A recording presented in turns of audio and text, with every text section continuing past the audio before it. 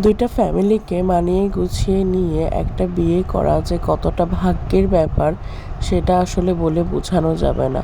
তো আমাদের ভাইয়া চলে এসেছিল সেই বরিশাল থেকে তার পুরো ফ্যামিলি নিয়ে আপুকে বিয়ে করার জন্য।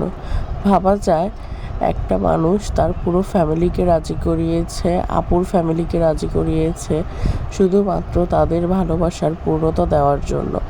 আদার্স অনেক অপশন থাকার পরেও তারা সবাইকে মানিয়ে গুছিয়ে নিয়েই বিয়েটা করেছে। তো যেহেতু এত দূর থেকে তারা আসবে, তাই তারা মোটামুটি কাবিনের প্রস্তুতি নিয়েই এসেছিল যে তারা প্রথমবার মেয়ে দেখে একদম কাবিন কেরিয়ে রেখে চলে যাবে। যেহেতু তাদের দেখার মতো কিছুই ছিল না, তারা শুধু চেয়েছিল আমাদের ছেলে পছন্দ করে, আমাদের এটাই যথেষ্ট।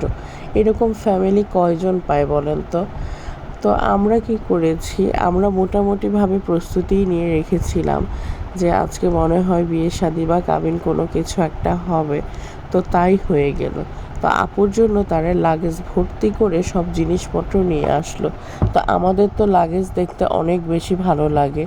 এগুলো তো গ্রামের বিয়েগুলোতে আরও বেশি দেখা যায়, কিন্তু শহরের বিয়েতে তো এগুলো খুব একটা দেখাই যায় না, কারণ আগে থেকেই সব কিছু পাঠিয়ে দেওয়া হয় আর তারা পরের দিন একদম রেডি হয়ে সবার সামনে এসে উপস্থিত হয়। তো আমরা লাগেজ দেখছিলাম আর অনেক কিছুই রিয়েলাইজ করছিলাম যে ফ্যামিলির মতামত নিয়ে বিয়ে করলে আসলে কত মজা। প্রত্যেকটা মেম্বার কত বেশি এক্সাইটেড থাকে একটা বিয়ে নিয়ে, সেগুলোই আমরা ভাবছিলাম যে আসলে নিজেরাও যদি এভাবে বিয়ে করতাম তাহলে কত না মজা করতে পারতাম।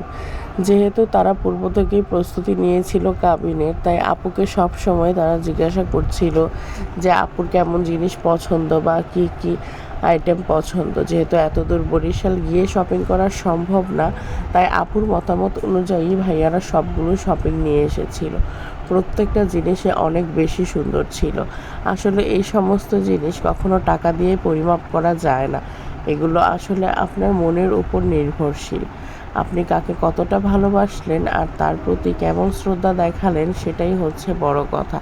তো আমরা বিয়ের শপিংগুলো দেখে নিচ্ছিলাম একের পর এক, জিনিস যেন শেষই হচ্ছিল না। তারপর আমরা কিছু কাপড় চোপড়ও দেখে নিচ্ছিলাম। এখানে সাথে ছিল শাড়ি, বোরকা, থ্রি পিস, টাওয়াল, জায়নামাজ, তারপর আপনার এভরিথিং কসমেটিক্সের জিনিসপত্র।